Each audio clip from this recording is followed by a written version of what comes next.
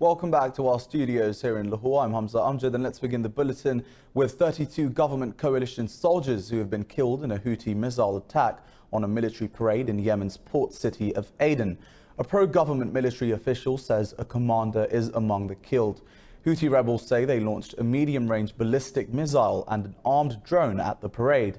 They claimed the military parade was making an advance on Taiz and Dalia provinces in the southwest of the country.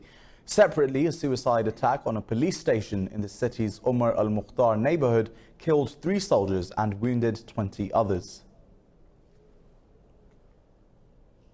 While the United States has imposed financial sanctions against Iran's Foreign Minister Javad Zarif, the Treasury Department says Zarif's assets in America have been frozen.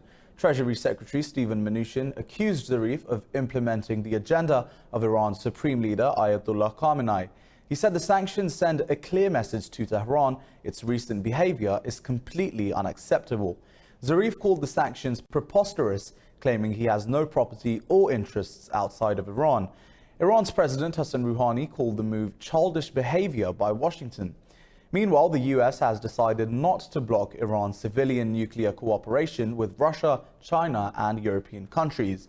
National Security Advisor John Bolton announced the 90-day extension in the waiver of sanctions which prohibit the cooperation. In another development, Iran is ready to talk to Saudi Arabia if the kingdom is willing to do so. In an interview, Foreign Minister Mohammad Javad Zarif said Iran has never closed doors to dialogue. Tensions in the Gulf have spiked since Saudi Arabia accused Iran of attacking ships in the Strait of Hormuz in June. Iran has rejected the allegations, and meanwhile, Iran and the United Arab Emirates have held talks on maritime security. Officials from both countries met in Tehran and discussed issues relating to border security and navigation in shared waters. The United States has strongly criticized Germany for its refusal to join the Pentagon's naval mission in the Strait of Hormuz. Ambassador Richard Grenell says Europe's biggest economy must assume more global responsibility. Talking to German media, Grenell slammed contradictory statements from the Berlin authorities. He said one minister spoke of considering the request, while another minister rejected it. Earlier, German Foreign Minister Heiko Maas ruled out participation in the US proposed naval mission. He said there is no military solution to the crisis in the Persian Gulf. While the 13th round of the international Astana talks to resolve the Syrian conflict are underway in Kazakhstan, Iran, Turkey and Russia, with representatives of the Syrian government and opposition, are taking part. The government delegation is headed by Syria's representative to the UN, Bashar al-Jafari. The Kazakh Foreign Ministry says delegations from Iraq and Lebanon will attend as observers.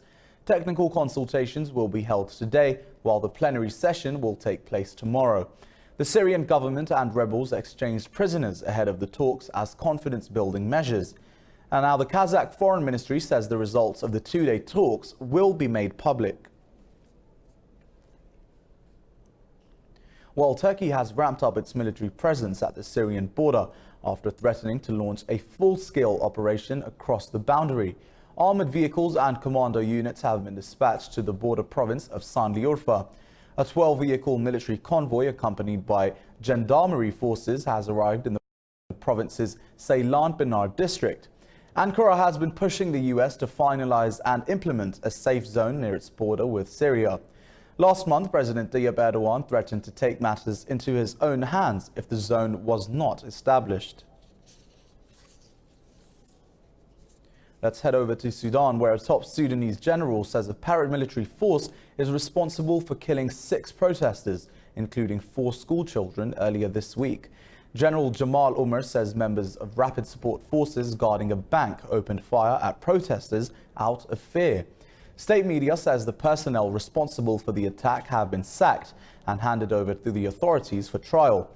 Earlier, the ruling military council's head, General Abdel Fattah al-Burhan, said the killing of students is unacceptable. Monday's killings interrupted talks between the military council and the opposition on a power-sharing accord.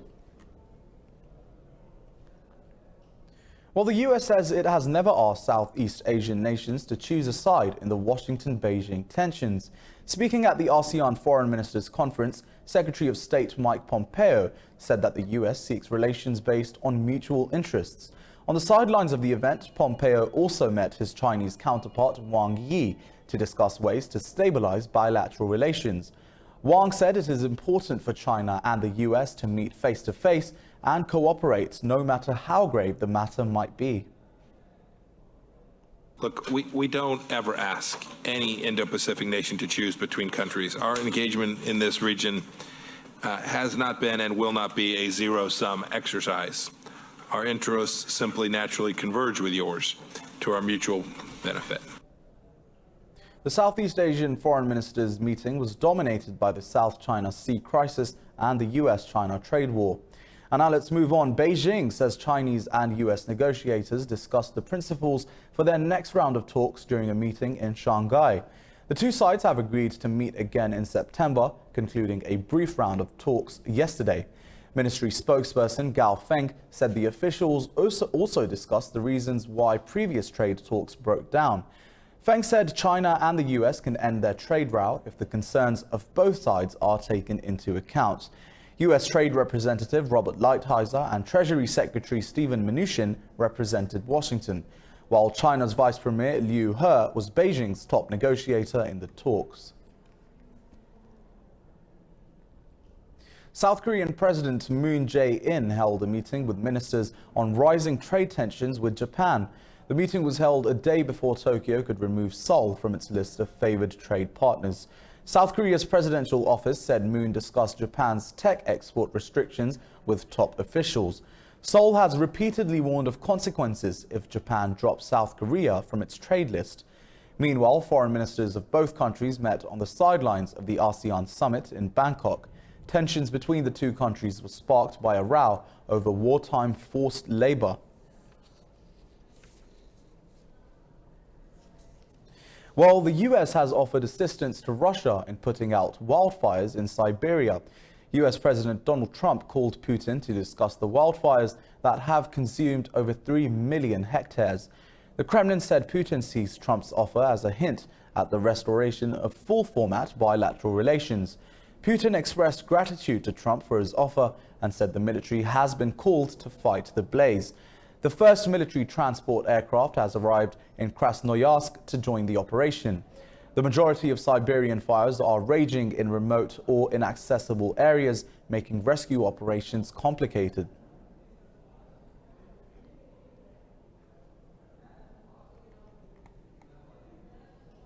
Well, Iraqi Prime Minister Abdul Mahdi has issued an order to rein in popular mobilization forces.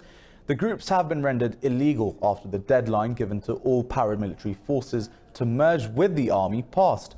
Iraq's Prime Minister told the paramilitary groups to either integrate with government forces or surrender their weapons. The popular mobilization forces have appealed to extend the time limit for the next 2 months. The country has been under pressure from Washington to control irregular forces amid the threat they pose to US interests. Meanwhile, 7 security forces members have been killed and 16 others wounded in 2 separate ISIS attacks. Police say 5 were killed in Salahuddin province, while 2 were hit by mortars in Kurdistan.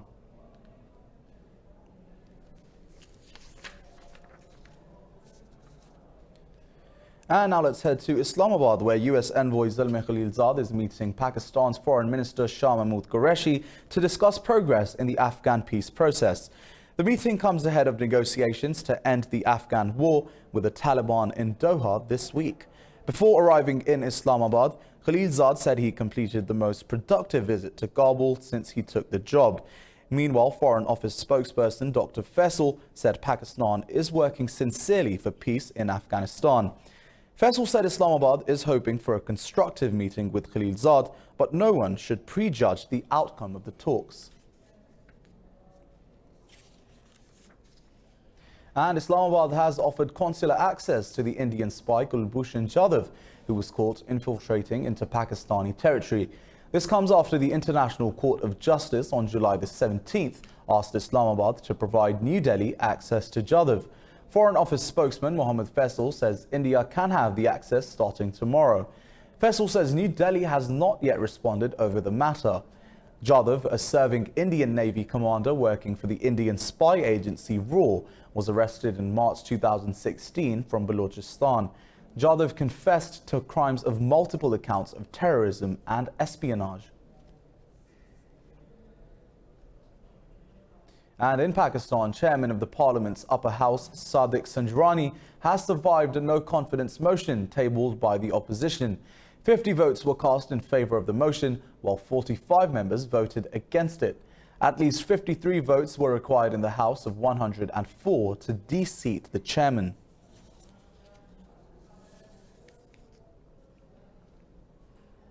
The US Special Inspector General for Afghanistan Reconstruction has identified thousands of ghost soldiers in Kabul's army. The massive corruption was revealed after the implementation of a biometric ID system for soldiers. The CIGAR report said almost 42,000 troops being paid for do not exist in reality. The report said the change was part of an effort by the US to reduce opportunities for corrupt Afghan army officials. The development comes as Washington mulls over a strategy of US troop withdrawal from the war-torn country. Moving on to Denmark, which says it will resume taking refugees under the UNHCR quota system starting this year. The decision comes after a 3-year-long hiatus by Copenhagen amid global concerns at the rising migrant crisis. In a statement, the Danish government said it will start with a small group of refugees who require medical assistance. It said the migrant selection will be a multi-step process before the refugee status of an individual is confirmed. The government says it will start accepting a larger number of refugees from next year. The UN's humanitarian agency has praised Denmark's decision. Right, and with that, we're going to take a short break, but don't go anywhere. More stories to follow.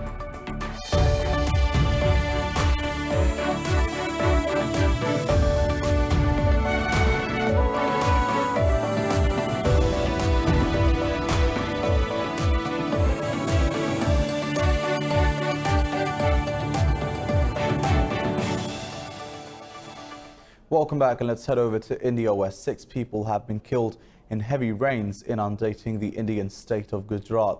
The monsoon has wreaked havoc across South Asia, killing over 680 people since early July.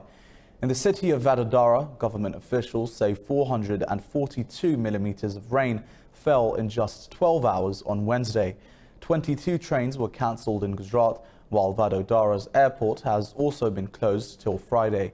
This year's monsoon has hit India the hardest, with over 470 people dying across the country.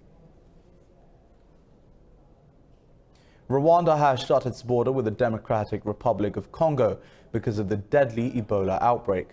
The disease has claimed 1,800 lives in the DRC in the past year.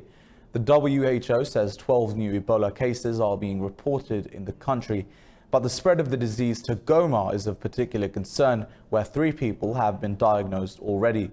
The World Health Organization says the city could become the outbreak's gateway to the rest of Africa and the world at large.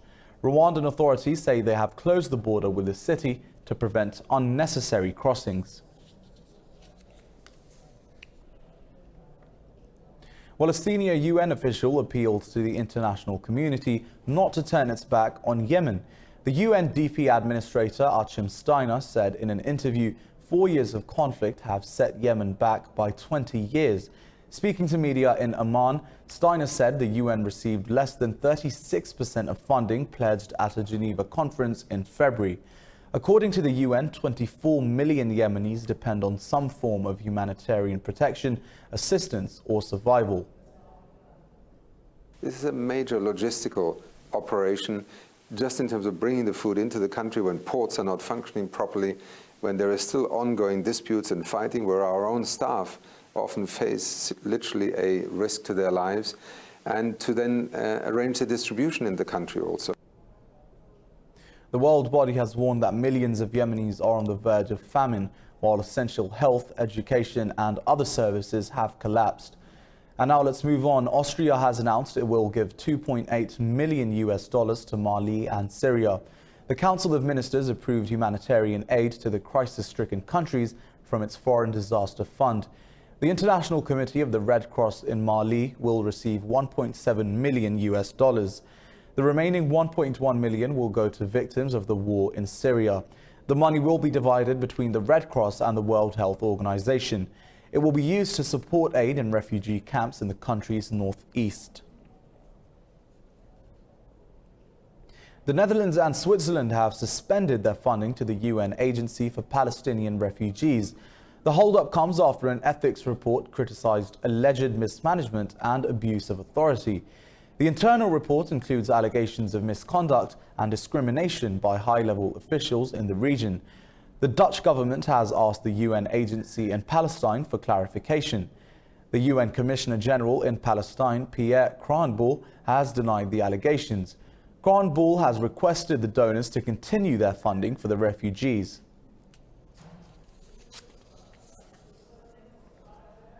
While Russia's beekeepers are rallying against the use of pesticides that are decimating the country's bee population, hundreds of beekeepers across Russia say their bees are dying in large numbers, robbing them of their livelihood. More in this report. Anatoly Rubtsov was miserable to find only a faint buzz in hives after his bees were poisoned, probably by a pesticide. Rubtsov estimates his losses at $25,000 for over 3 million dead bees. People around Bobrovka are certain the culprit is a local company growing rapeseed. It is a cash crop with yellow flowers used for cooking oil, cattle feed, and biofuel. The company treated its fields with insecticides on July the 4th. A lab in Moscow eventually confirmed the presence on the rapeseed plants of fipronil, which is banned in the EU. The pesticides banned in Europe have all been dumped here in Russia, and farmers use them in their fields because it is cheap. As a result, bees are dying and people are being poisoned. Of course, somebody has to take responsibility for this, but I don't know if someone will. Russia's agriculture watchdog confirmed the bee deaths were caused by uncontrolled use of insecticides. The watchdog says the chemicals and their use are not being monitored closely. We had a clean and ecological place. Then farmers began to work in these fields, and now we are told that it is dangerous to come here. After the loss of their hives, beekeepers will simply quit, as with no government support, the occupation becomes unsustainable.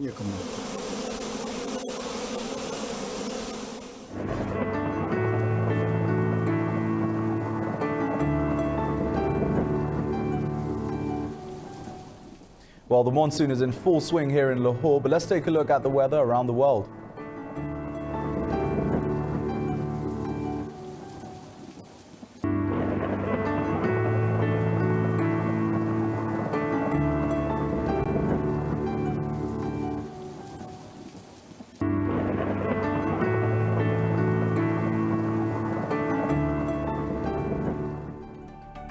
Well, that was all I have from the news bulletin at the moment, but do stay tuned to Indus News for further updates. And as always, thanks for watching.